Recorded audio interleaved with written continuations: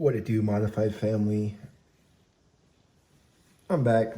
It's been a little slow, so I thought I would take this awesome Glarry apart. I've already done some of the heavy hitting modifications, such as these. Ooh, nice and black. And then coming up here, I changed to all these Guyker locking tuners. That was a very easy mod within my capabilities. I was gonna replace these string trees, but I lost the ones I bought, so I had to order new ones. So they're on the way, but there's still a lot of things to do. I want to replace this. I bought a couple different ones to hopefully get the right one. These ones are cheap plastic. This whole thing was very cheap. And even when I've added all this fancy stuff on there, it'll still be cheap, but hopefully it'll play a little bit better. One of the problems I was having that I thought I might want to replace this little trinity of things was I would tune the guitar and it would play, I mean, as good as I can play. But then if I would strum a full chord, like any chord that, you know, could be a bar chord, could be like a G chord, there was just notes that were off. And I don't know whether they were catching under here because it's not very like round or smooth, or if they were getting stuck in here. The action was fine. Everything played up and down as far as I could go without any fret buzz. But it had to be something in here that I think was causing it. All through here is pretty clean. I was told that if you took this off, there would be a spot big enough to put like a humbucker or a bigger pickup. So I have this P90, and that's what I'm gonna try to put in today. It's only 2 wires, so I think even I can do that without messing it up. They just connect to the switch in here and to the volume pot. And I have solder. This is one that was suggested by this channel I watched to learn how to solder. But first, I need to make a few modifications. I need to do a light sand in here. I need to do a light sand in here. Then I'm gonna throw some of this in here. Probably not exactly needed, but I wanted to see if I had the capability on something like this, where if I break something, it's not gonna be a big deal before I get into a nicer guitar. I'd like to be able to work on guitars more fully. I have some numbers written down here because I am gonna change the saddles out for some compensated brass saddles that I have. I'm gonna leave this pickup, not super worried about that.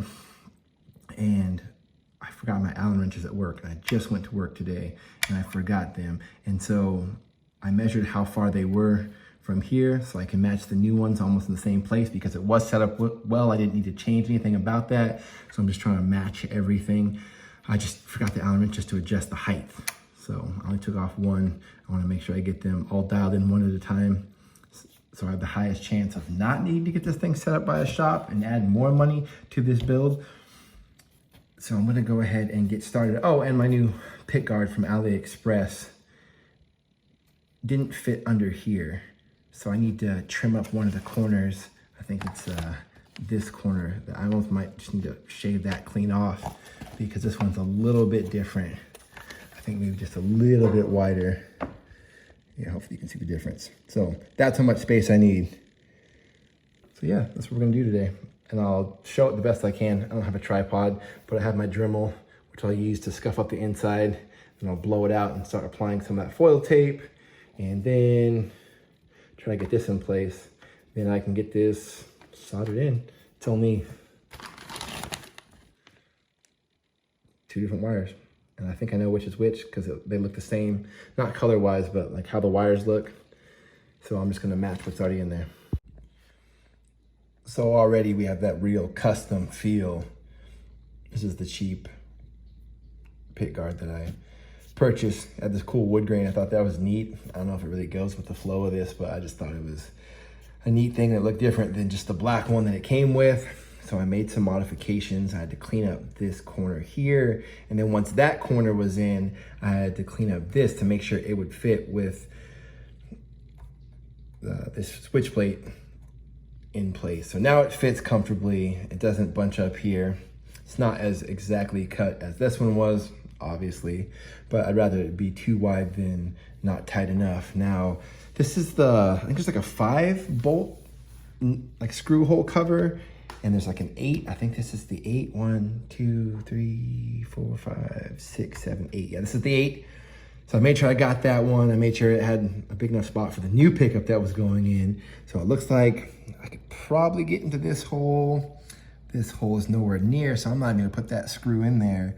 I think I'm gonna make this one a little bit wider this direction, just kind of hollow it out so that the screw doesn't have to go in at some weird angle. This one, maybe. This one, I don't even know where the screw is under that one. I'll check to see if it's even worth salvaging that hole. This one, I don't think anywhere near. And then this one will definitely have to make work just to make sure this is like firmly in place. This is a fun project, just using my Dremel skills. And if I can do it, anybody can do it. So I hope you're encouraged to try something with a cheap guitar, something you got off like Craigslist or, you know, AliExpress, Temu. Yeah, go ham on those. Don't buy something nice and do any of this. Either go to a shop or learn before just trying it. Here we go, like the one person in a trailer park that has the Airstream. You know, they're fancy. That's what this wood grain looks like to me, along with things like cheetah print, which was also a close runner-up, some sort of animal print or zebra. But this isn't really like a black and white kind of guitar. So black, gold, and wood grain is what I went with, like an old smoking lounge.